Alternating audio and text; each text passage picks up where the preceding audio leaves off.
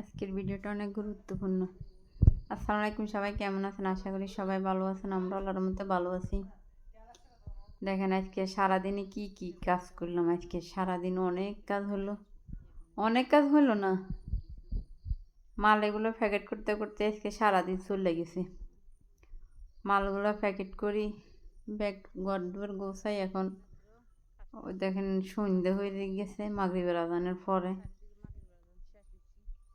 এখন একটু যাইতেছি মাগো বাড়িতে। তো সবাই ভিডিওগুলো দেখবেন, সাপোর্ট করবেন। আমরা সারাদিনে আমাদের কি কি কাজ করি এগুলো তুলে ধরলাম আর কি। মাগরিবের আজান দেওয়ার পরে মাগো বাড়িতে রওনা দিছি। দেখছেন হাত তো সব দোলা, দান দাইয়ে লেখে সব।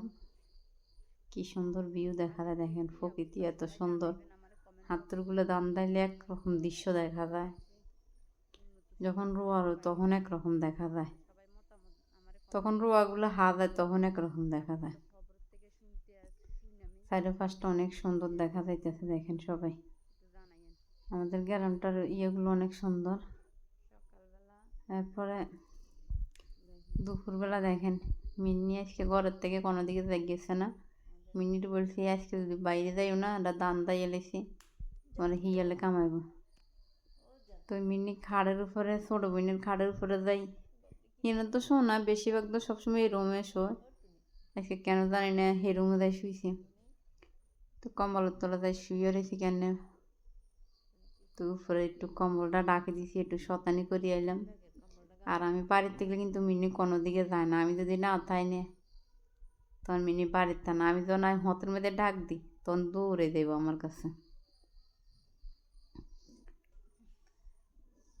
তো মালগুলো প্যাকেট করে ফাঁকে ফাঁকে ওইখানে গেছি। এরপরে বাইরে ফাড়াইছি, দুপুর এসে খিদা লাগবে। সিঙ্গারা সমোসা আনছি, আমরাও খাইছি সমোসাগুলো, আজকে ভালো লাগছে। এরপরে মাল লাগিয়ে ফাড়াইছি। তো সবাই ভিডিওটা কেমন লাগছে জানাবেন। ভালো থাকেন, আল্লাহ।